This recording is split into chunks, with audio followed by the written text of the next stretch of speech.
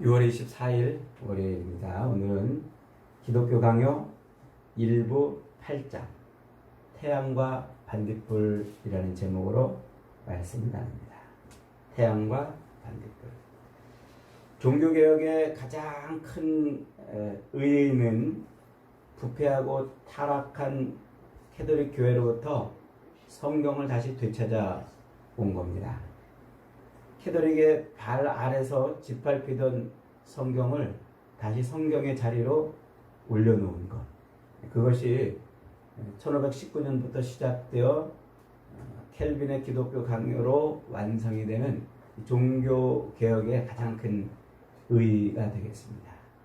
그러니까 옛날 중세시대는요, 교회가 성경의 말씀 아래로 내려가는 것이 아니라 오히려 성경 말씀 위에 올라가서 교회 멋대로 성경을 해석하고 성경을 제단을 했습니다. 그리고 우리 일반 성도들에게 성경을 읽지 못하게 했어요. 오직 성경은 사제들이 강단에서 전하는 말씀만 들어야 했습니다. 물론 이제 그 시대에는 성경이 인쇄술이 보급되기 이전이니까 성경을 충분히 보급하지 못한 그런 것도 있겠습니다만, 어쨌든 개인적으로 성도들에게 성경을 읽지 못하게 하는 그런 시대가 있었어요. 오직 사자가 외치는 그 말씀만 이렇게 하나님 말씀으로 들어야 됐던 그런 때죠. 그리고 성경이 모두 라틴어로만 이렇게 기록이 되어 있어가지고 읽고 싶어도 읽을 수 없는 그런 사람들이 훨씬 더 많았습니다. 그러니까 오늘날 이 시대에 우리가 이렇게 자유롭게 성경을 읽는다는 것은 정말 놀라운 하나님의 은혜가 아닐 수 없습니다. 여러분 늘 기회가 될 때마다 시간을 내어서 성경을 읽기를 바랍니다. 이 성경은 우리에게 생명을 가져다주는 바로 그런 책이기 때문에 그랬습니다. 그래서 켈빈은 그 로마 카톨릭 교회의 그 만행, 성경을 자기들 멋대로 주무르고 성경을 멋대로 해석하고 오히려 교회의 그 외침을 성경의 말씀에서 찾아온 게 아니라 성경 말씀을 왜곡해서 그렇게 외치는 그 카톨릭의 만행에 대해서 그들이 무슨 잘못을 했는지, 무엇이 잘못됐는지를 그것을 기독교 강요를 통해서 조목조목 반박해 내죠. 그 중에 가장 최고가 바로 이 성경에 대한 이야기예요. 성경은 정말 하나님이 우리 인생에게 주신 최고의 책이다. 가장 최고의 책이다. 그것을 말씀하고 있죠. 그래서 일부 8장, 이 일부 8장에서는 성경의 독특함, 그리고 성경의 신비함, 그리고 성경의 탁월함, 이것에 대해서 아주 집중적으로 설명을 해주고 있습니다. 오늘 그래서 저는 이 켈빈의 기독교 강의 일부 8장 그 성경의 신뢰성과 신비성을 태양과 반딧불이라는 은유로 이렇게 설명을 하고 있는 것입니다. 태양과 반딧불. 형설지공이라는 옛말이 있어요. 형설지공. 반딧불. 여름에는 반딧불 불빛 아래서 공부를 하고, 겨울에는 눈빛을 가지고 공부를 해서 성공했다. 뭐 이런 얘기가 있는 말. 그래서 그것을 형설지공이라고 그러죠. 그 형이라는 말이 그 반딧불이라는 말이에요. 그러니까 반딧불이 제법 옛날에 이렇게 좀 많이 밝았나 봐요. 이 형광등을 뭐라고 불러요? 형광등. 반딧불처럼 이렇게 빛나는 등불이다. 이래서 형광등이라 이렇게 이제 부르는데, 그러니까 이 반딧불이 아마 그 옛날에는 그래도 이렇게 빛의 역할을 좀 했던 것 같아요. 그런데 아무리 반딧불이 밝고 아무리 반딧불이 화려해도 그것을 태양과 비교할 수 있습니까? 비교할 수 없죠. 반딧불을 태양과 비교한다는 자체가 어리석은 것이죠. 태양하고 반딧불은 감히 견줄 수 없는 그런 존재들인 것이에요. 태양은 저 지금 우리 이 태양계에서 저 빛나고 있는 저 태양은 모든 에너지의 근원이 되지 않습니까?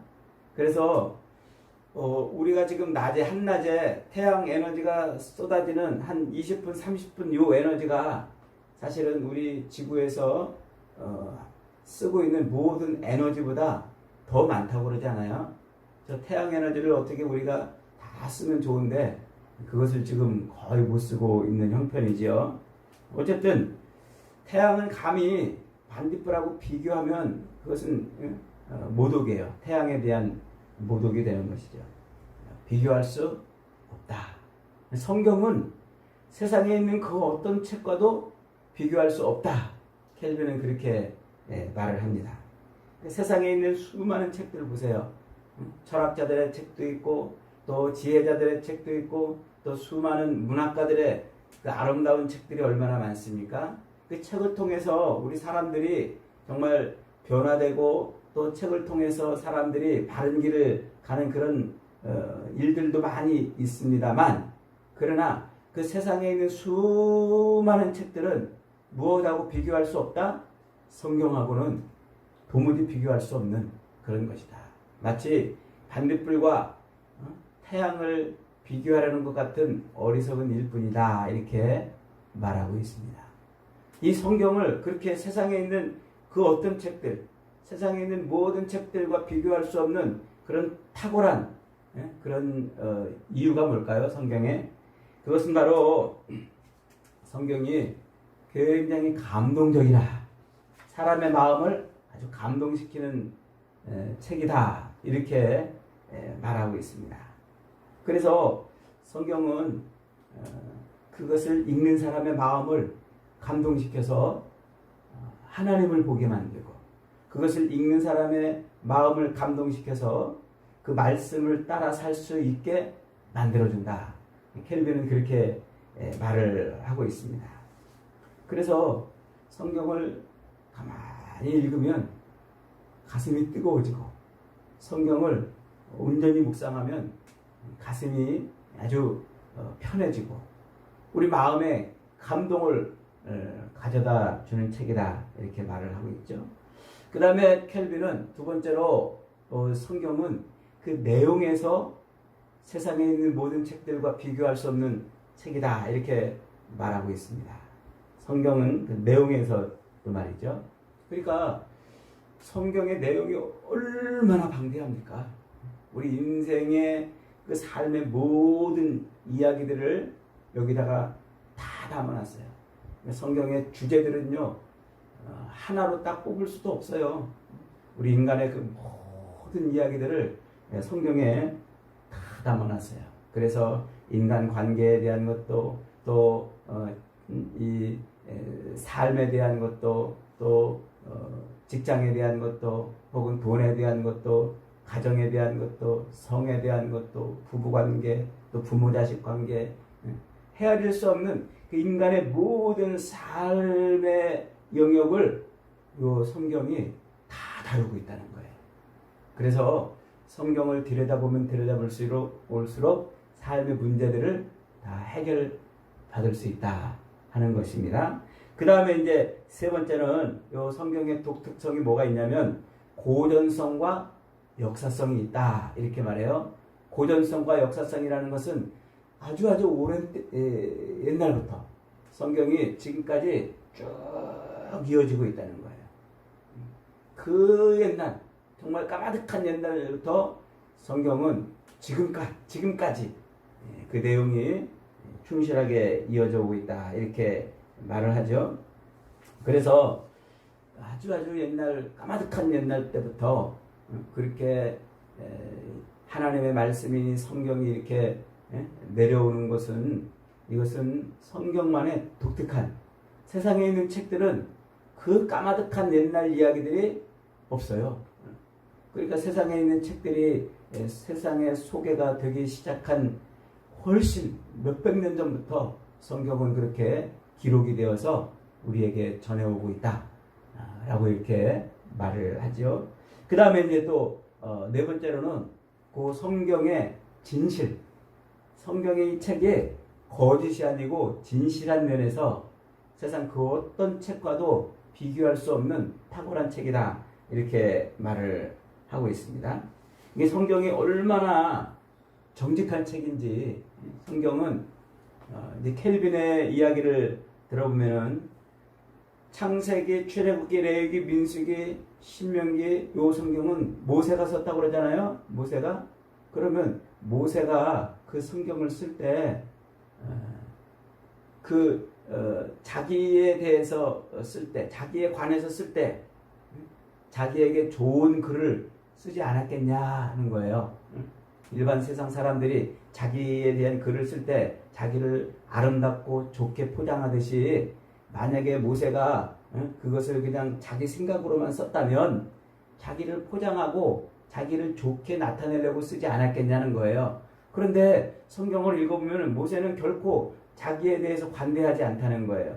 자기의 잘못을 기꺼이 드러내고 자기의 문제가 무엇인지도 드러내고 또 자기의 후손들인 그 레위지파, 그 레위지파가 끝내 하나님의 심판을 받아서 크게 혼날 것을 가감없이 또 이야기를 하고, 더군다나 모세는 자기가 자기의 그 아들들, 자기의 자식들로 이스라엘의 대제사장을 삼지 않고 오히려 형 아론의 자식들로 대제사장의 대를 이어가도록 그렇게 글을 기록해 놨잖아요. 그런 걸로 봐서 이 모세가 그 글을 썼지만 결코 이것은 사람의 머리에서 나온 것이 아니라 진실하다는 거예요. 진실하다. 그런 면에서 성경은 독특하다 이렇게 말을 하고 있어요. 그런데 이제 그런 것들도 성경의 그 독특하고 아주 탁월한 그런 모습을 보여주지만 그것보다 더 기가 막힌 게 있다는 거예요. 그것은 성경에 수많은 이적과 기적들이 나오고 있다는 거예요. 성경에 얼마나 많은 이적과 기적이 나오고 있습니까? 모세가 애굽에서 이스라엘 백성들을 데리고 나올 때 홍해가 갈라지잖아요. 홍해가 갈라져서 이스라엘 백성들은 그 홍해를 지나가는데 애굽의 그 군사들은 홍해에 빠져 죽는 그런 놀라운 이적, 그런 놀라운 기적, 그게 성경에 기록되어 있다는 거죠. 모세가 지팡이로 바위를 치니까 바위가 펑 터져가지고 샘물이 쏟아져 나오는 이런 이적, 그런 기적들 말이죠. 그 다음에 세상 모든 것이 다 물에 잠겨서 다 멸망에 이르는데 노아만 그 방주를 만들어서 홍수를 피하는 이런 놀라운 이적, 이런 것들이 성경에 기록이 되어 있는 거예요. 수많은 이적들, 수많은 기적들. 그래서 어떤 사람들은 성경에 그런 이적과 기적이 있는 걸로 봐서 성경은 가짜다 이렇게 말하는데 도리어 거꾸로라는 거예요. 성경에 그런 이적과 기적이 있기 때문에 그래서 성경이 더 독특하고 탁월하다 하는 것이죠. 이게 왜 그러냐면 예를 들어서 이제 모세가 애굽에서 이스라엘 백성들을 데리고 나와서 홍해의 놀라운 이적과 기적을 봤잖아요. 그러고도 광야를 이렇게 진행하는데 그 광야에서 이스라엘 백성들은 늘 모세를 향해서 뭐 했습니까?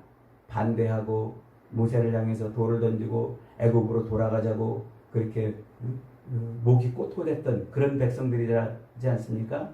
그런 사람들을 끝내 가나안 땅으로 데려갈 수 있게 했다는 것이 무엇을 의미한다고요?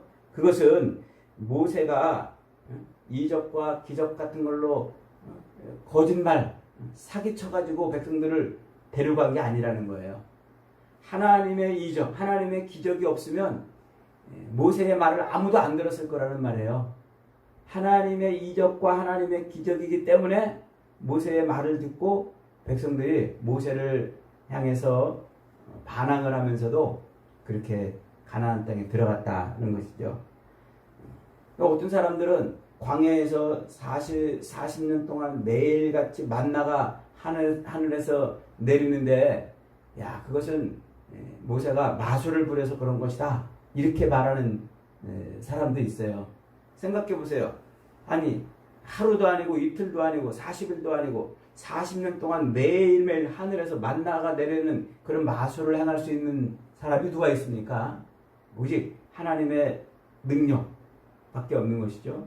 그리고 그것을 하루 분량만큼 거두어야 되는데 그 이상 거두면 그것이 썩어지는 일이 벌어지지 않습니까? 이런 것들은 하나님의 이적, 하나님의 행하시는 기적이 아니고서는 도무지 일으킬 수 없는 것이다. 이렇게 보는 것입니다. 그러니까 성경에 나와 있는 수많은 이적과 기적들은 곧 이 성경이 하나님의 말씀인 것을 증명하는 것이다. 라고 이렇게 한다는 것이죠. 자, 그 다음에 이제 또 성경은 아주 독특한 구조로 되어 있어요. 예언과 성취, 예언과 성취, 이런 구조로 되어 있어요. 그러니까 성경 어디선가에서 뭔가를 예언하면 그 다음에 시간이 지나고 반드시 그것이 성취되는 그런 일들이 벌어지는 것이죠. 모세는 수백 년 전 조상 야곱의 예언을 소개하면서 유다 지파에서 왕이 날 것이라고 예언을 하는데 그 예언이 모세가 죽은 뒤에 한 400여 년 뒤에 실제로 성취가 되지 않습니까? 그러니까 그 모든 예언들은 어쩌다가 생긴 게 아니라는 거예요. 그리고 그것이 한두 개가 아니라는 거예요. 성경에는 한 700여 개 정도의 예언이 있는데 그 예언들이 선포되면은 시간이 흘러서 성취되고 또 예언이 선포되면 또 성취되고 예레미야는 이스라엘 백성들이 70년 만에 바벨론에게 멸망했다가 다시 돌아오리라는 예언을 했는데 그것이 고스란히 성취가 되고 또 다니엘은 앞으로 400~500년 뒤에 500~600년 뒤에 일어날 일을 지금 눈으로 보고 있는 것처럼 기록을 했는데 그 다니엘서의 기록은 500~600년 뒤에 고스란히 세상이 움직이는 역사가 되지 않았습니까? 그러니까 성경은 이렇게 예언과 성취의 구조로 되어 있는 거예요. 따라합시다. 예언과 성취. 예언과 성취. 성경은 수많은 예언들이 선포되고 그리고 반드시 그 예언들이 어떻게 됐어요? 성취가 됐다. 이게 성경의 아주 독특한 세상 책에서는 볼 수 없는 탁월한 점이라는 것이죠. 그래서 성경에는요 한 700여 개의 예언이 있는데 그 모든 것들이 다 예언되고 성취가 되고 예언되고 성취가 됐어요. 마지막 하나만 아직 성취 안 된 게 있어요. 그게 뭘까요? 예수님이 이 땅에 다시 오신다. 이것만 성취가 안 됐어요. 그러면 앞에서 700여 개의 예언들이 다 성취가 된 걸로 봐서 이 마지막 하나 남은 예언도 성취될까요? 안 될까요? 반드시 성취되는 거죠.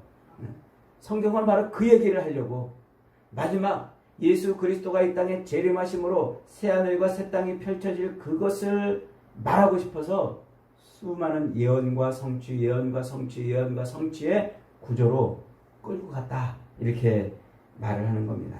여러분, 그러니까 우리가 성경을 읽을 때 그냥 읽으면 안 돼요. 야, 이것은 하나님이 지금 뭔가 마지막 때에 뭔가를 이루시려고 그래서 우리에게 이 말씀을 주신 것이구나 라고 보면서 읽어야 된다는 것이죠.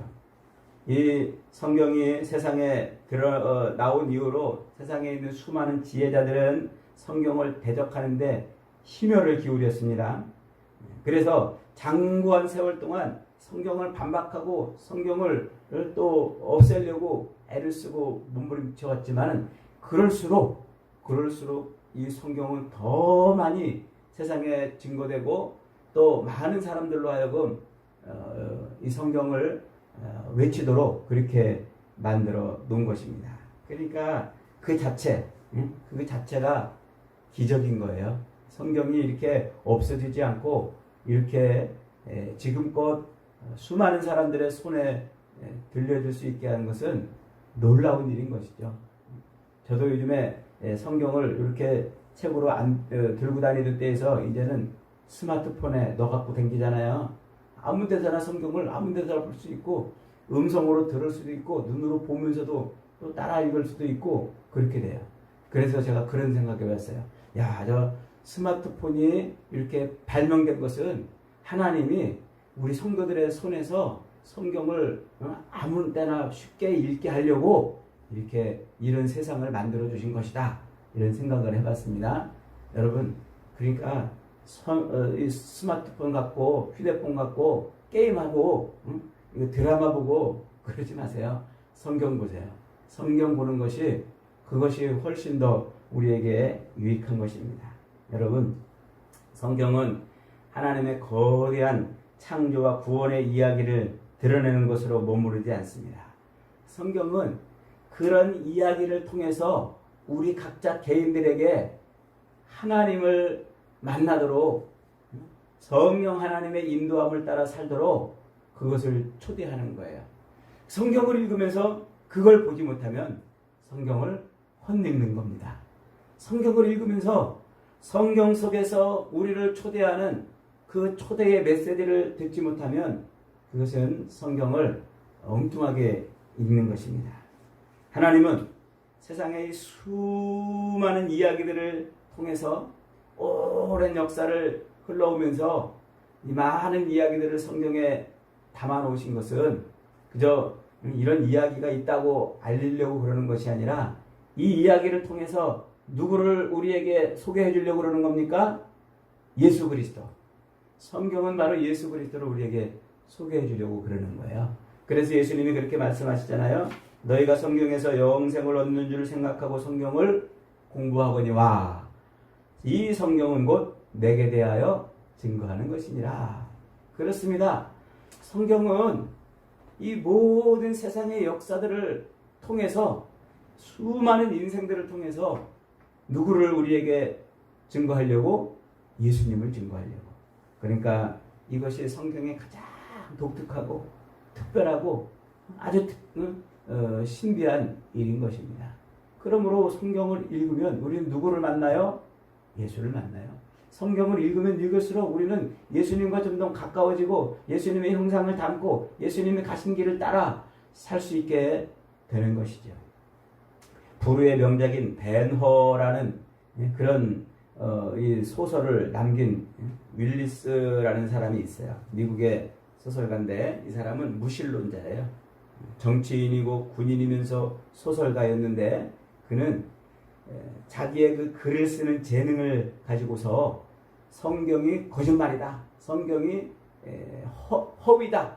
이것을 증명해내고 싶어서 그런 글을 쓰고 싶어가지고 성경을 어느 날 읽기 시작을 했답니다. 성경을 창세기부터 쭉 이게 어디가 거짓말이고 어디가 잘못된 것을 알려고 쭉 창세기부터 읽어가는데 읽으면 읽을수록 너무 재미있었더래요. 그러다가 막 계속 성경을 읽다 보니까 마음속에 변화가 일어났어요. 예수님을 만난 거예요. 그래서 이 성경이야말로 우리 인생에 정말 필요한 책이고 이 성경은 우리 인생을 위해서 하나님이 주신 책이구나 하는 것을 깨달았답니다. 그래서 그는 성경을 읽다가 자기의 죄를 위해서 십자가에 달려 죽으신 그 예수를 영접하고 변화된 삶을 삽니다. 그래서 기독교를 비판하려고 읽었던 그 성경을 통해서 오히려 그는 하나님의 영감으로 기록된 이 성경 속에 나타난 예수님을 증거하는 글을 쓰기 시작하죠. 그것이 바로 불후의 명작인 벤허라는 겁니다. 그 원제목은 그리스도의 이야기라고 이렇게 원제목을 썼죠. 그 윌리스가 쓴 그 그리스도의 이야기, 성경을 읽고서 꼬꾸라져 가지고 쓴 그 그리스도의 이야기라는 그 소설을 이제 영화 감독이 가져다가 벤허라는 영화를 만들어 낸 겁니다. 여러분, 성경은 그래요. 우리가 성경을 읽으면 읽을수록 성경은 바로 하나님의 아들 예수를 만날 수 있게 해줍니다. 성경을 읽으면 읽을수록 우리는 하나님의 그 놀라운 섭리를 보게 됩니다. 그래서 이 땅을 사는 동안 우리가 어디서부터 왔는지 그리고 우리가 어떻게 살다가 어디로 가야 되는지를 우리에게 깨우쳐 주는 것입니다. 여러분, 성경 없이 이 땅을 살려고 하는 사람들은 등불 없이 어두운 밤길을 걸어가려는 사람과 똑같고 배 없이 바다를 항해하려고 하는 사람과 똑같다 이렇게 말을 합니다. 늘 성경을 붙들고 살아야 되겠습니다. 여러분 예수 믿는다고 하면서 성경을 읽지 않으면 그것은 가짜예요. 믿음이 있다고 말만 하지 마시고 성경을 읽어보시기 바랍니다. 날마다 시마다 때마다 성경을 읽으십시오. 그러면 그 성경의 독특성, 그 성경의 신비함에 매료되어서 성경이 계시하고 있는 하나님의 그 은혜를 다 누리며 살 수 있게 되는 것입니다. 저와 여러분 매일매일 하루를 시작할 때 성경을 읽고 시작하고 하루를 마감할 때 성경을 덮으면서 마감해서 성경이 증거하고 있는 예수 그리스도를 만나서 영생의 삶을 매일 누리며 살 수 있기를 주님의 이름으로 축복합니다. 아멘.